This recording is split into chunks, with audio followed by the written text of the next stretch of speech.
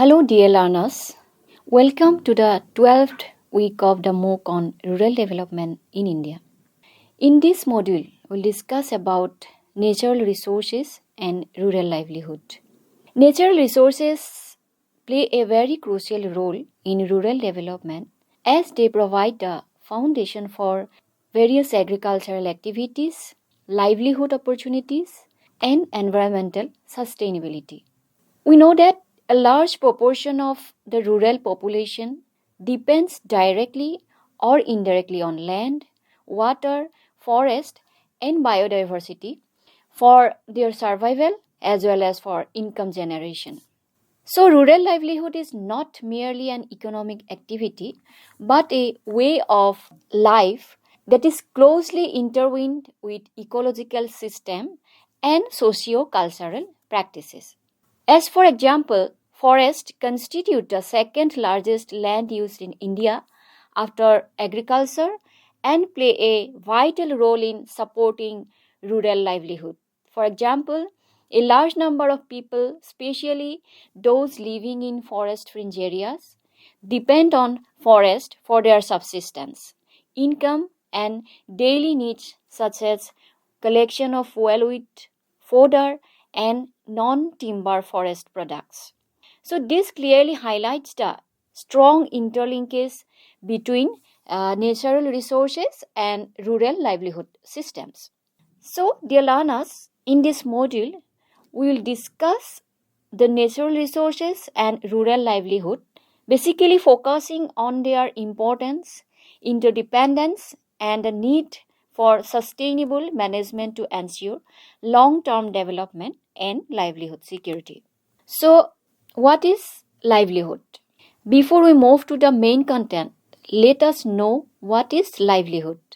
So, livelihood basically refers to the means by which individuals or households secure the necessities of life, including food, shelter, and income. It is both a means of survival as well as a pathway to better quality of life.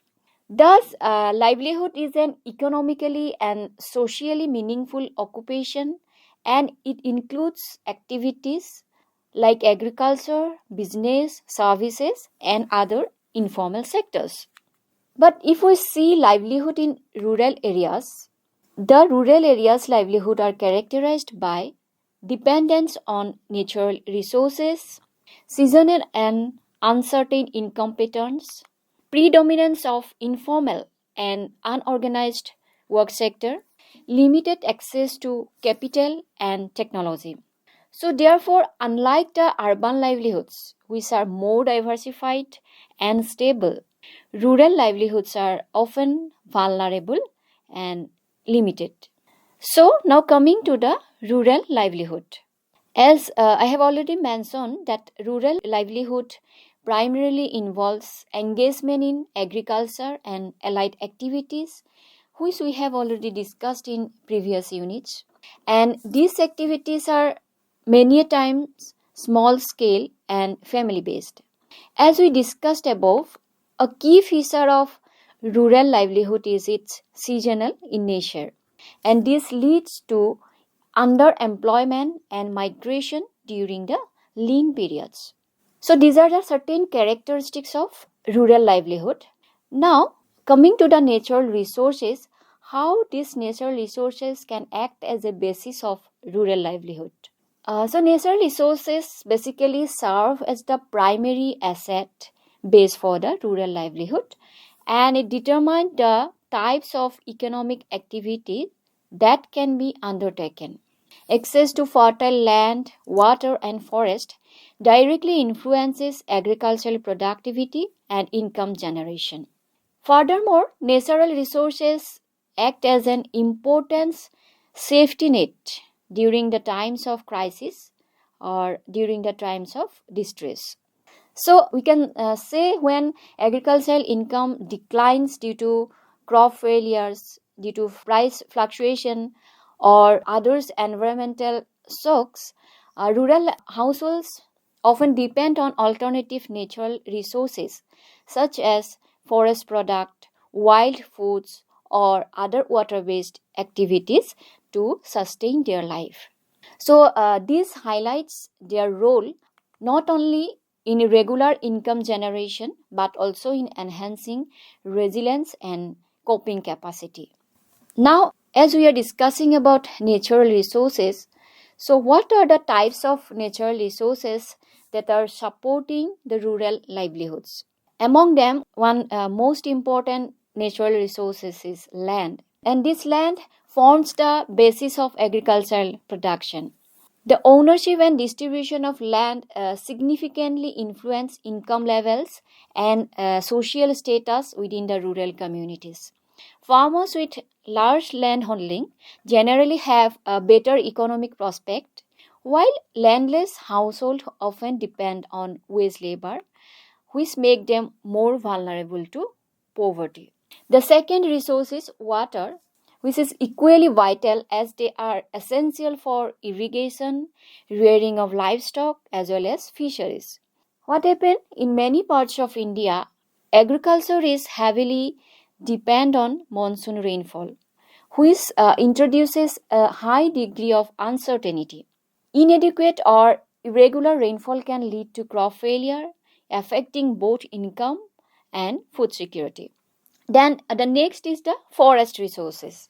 These forest resources provided a wide range of goods and services, including fuelwood, fodder, and among the non-timber forest product, we can say fruits, honey, and other medicinal plants.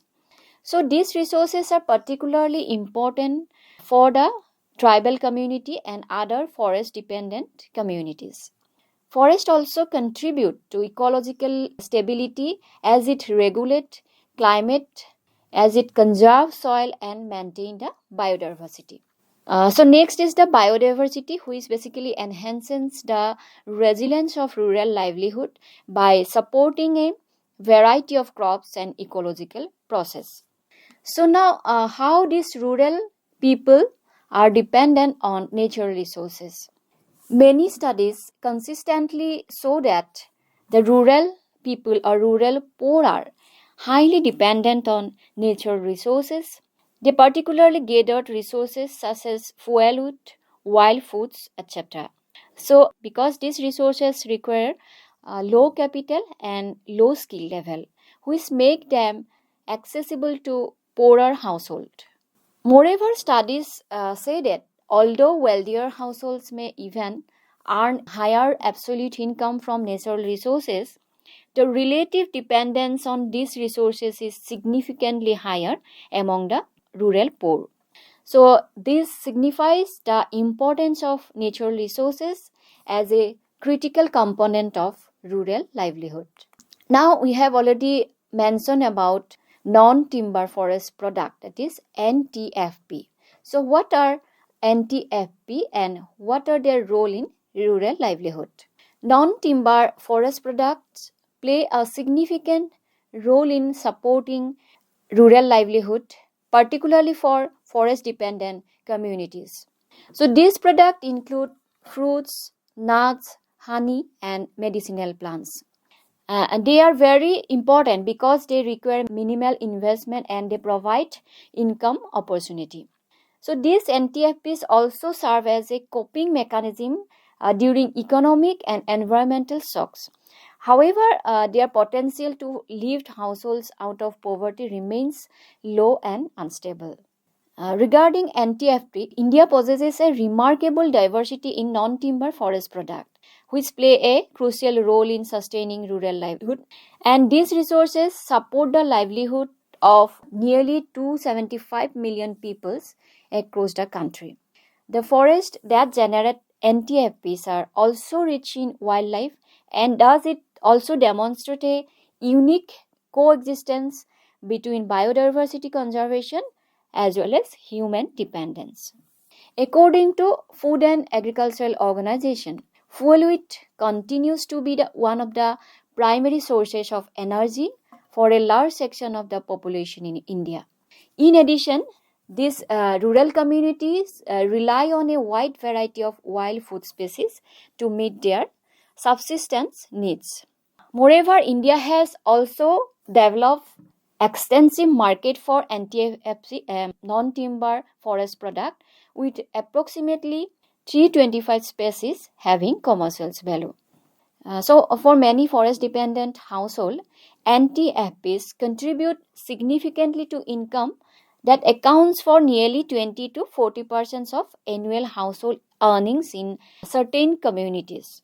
And this underlines their importance particularly for vulnerable and marginalized population.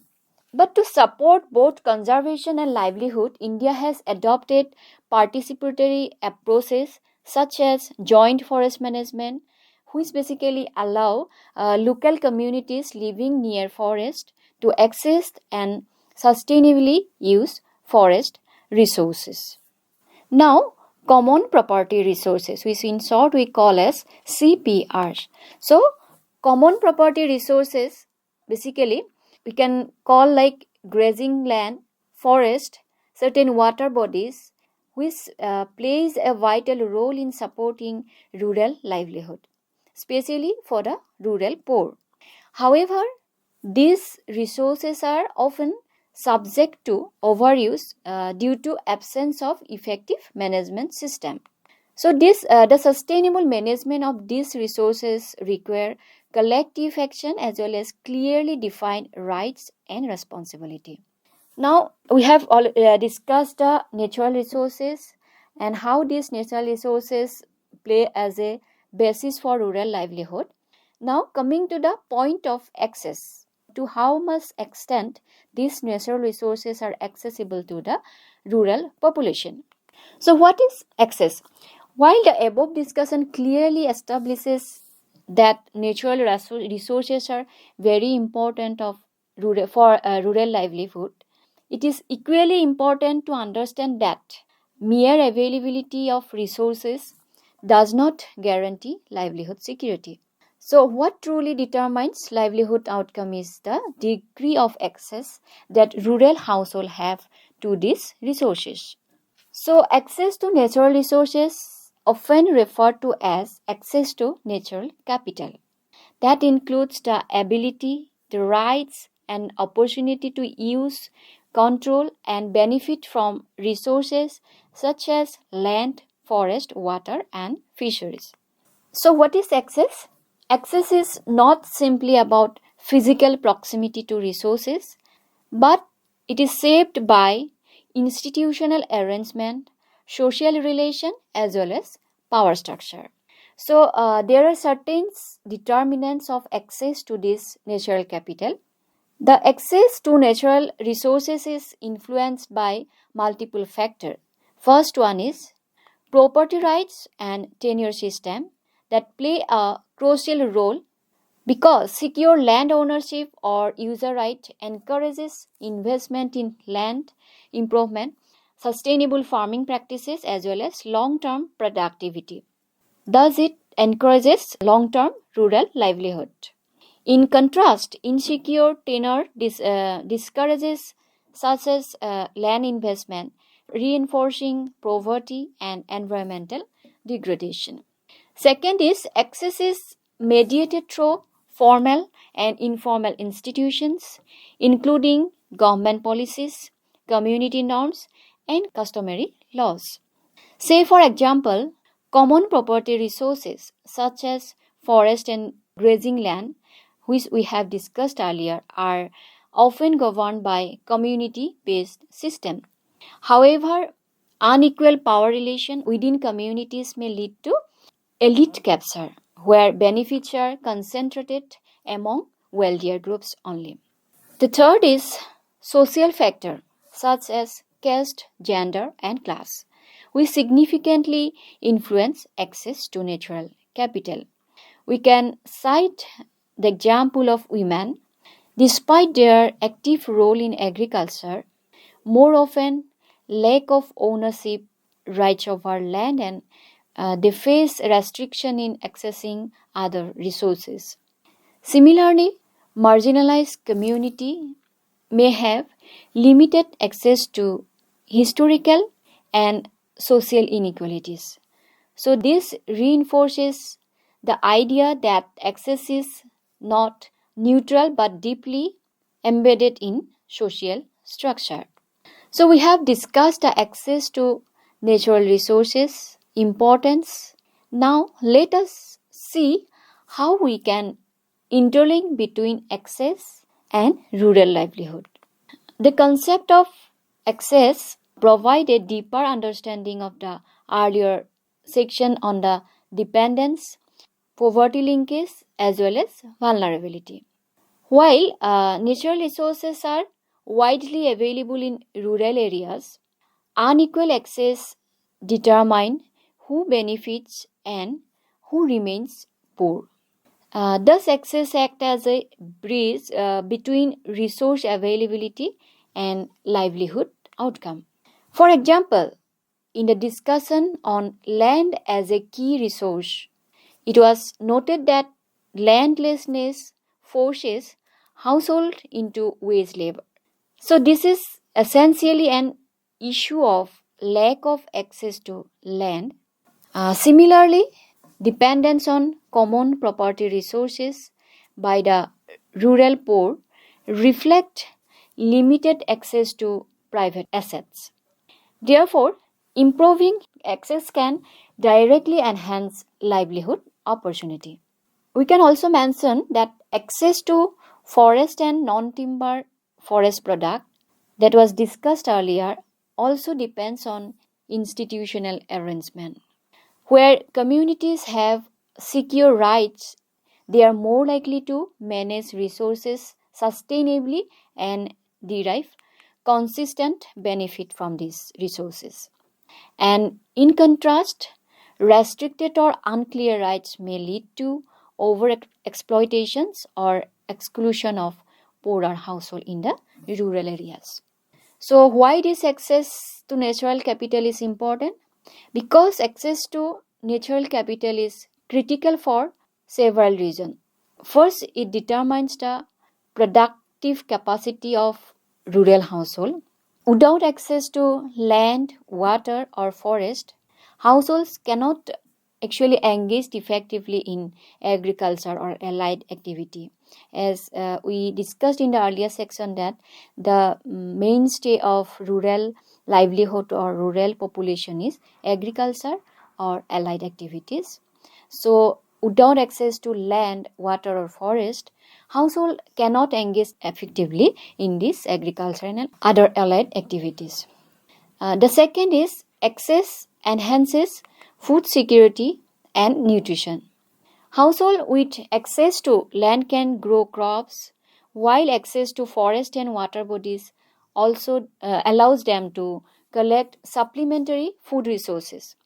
So, thus this reduces dependence on markets as well as improve dietary diversity. The third one is access to natural resources plays a very key role in risk management and resilience, which is linked to the earlier discussion that is on coping mechanism of natural resources. Because during times of crisis, households basically rely on accessible resources such as forest or water bodies as a fallback option, and thus access strengthen their ability to withstand various environmental shocks. Fourth, it contributes to livelihood diversification that enables household to engage in multiple activities such as farming, fishing, livestock rearing, and collection of forest product. And this diversification reduces vulnerability and enhances income stability. Thus, strengthening rural livelihood needs not only the conservation of natural resources but also the creation of equitable, secure, and sustainable access system through effective institution, inclusive policy, as well as community participation. So now coming to the commercialization of natural resources. We have discussed about the natural resources, its important, then access to natural resources or natural capital. Now, what is actually commercialization of natural resources and how it is it beneficial or is it creating certain threats to the protection of natural resources? The commercialization of natural resources involves the production and sale of resource-based product in markets. And this can basically provide significant income opportunity for rural household and contribute to poverty reduction. For example, the commercialization of non-timber forest product such as medicinal plant and honey has generated income for many communities. However, the question is whether the commercialization also poses risk, particularly in the absence of effective regulation. So, increased demand for natural resources can lead to overexploitation, environmental degradation, and social conflict. Additionally, wealthier individuals may be better positions to benefit from commercialization, and potentially it increases the inequality. It is well known that many tribal communities of India have traditionally lived in close harmony with forest, using their indigenous knowledge systems to protect environment. Practices like sacred groves, tree worship, rotational farming, controlled grazing, and sustainable harvesting of non-timber forest products help conserve biodiversity as well as to maintain ecological balance. However, this commercialization of forest resources has disrupted this balance. Market demand, urban dependency, and policies like Indian Forest Act 1927 and Wildlife Protection Act 1972 have restricted traditional access and pushed tribal communities toward overexploitation, migration, and unsustainable practices. Income driven NTFP's collection and fluctuating market prices further encourage the short term gains over long term sustainability. So, now coming to the challenges in natural resource based livelihood. Rural livelihood faces several challenges, including resource degradation, climate change, and poverty. Increasing pressure on natural resources has led to declining productivity, while climate change has introduced new risks such as erratic rainfall and extreme weather patterns. Institutional weakness and a lack of access to technology and markets further aggravate the challenges. So, addressing these issues needs a comprehensive approach that integrates resource management, economic development, as well as social equity. Now, we are talking about natural resources, rural livelihood. Now, what is actually sustainable rural livelihood that is based on natural resources? A sustainable rural livelihood is one that maintains productivity. At the same time, they also preserve the natural resource base. And this requires the adoption of practices such as agroforestry, organic farming, agroecology, and other resource conservation practices. Sustainability also involves diversifying income source to reduce dependence on a single resource. By combining economic, environmental, and social consideration, sustainable livelihoods can enhance resilience and improve long-term well-being. So, coming to the policy intervention and reforms, government have implemented various policy to promote the sustainable use of natural resources and support rural livelihood. This includes forest policies, community-based management programs, and rural development initiative. So, such policy basically aim to balance conservation with livelihoods needs by promoting sustainable practices as well as to ensure community participation. However, the effectiveness of these policies depends on the implementation and the extent to which they address local needs and inequalities. So, in conclusion, we can say that natural resources are central to rural livelihood as they provide a foundation for economic activities and they support the well-being of rural population.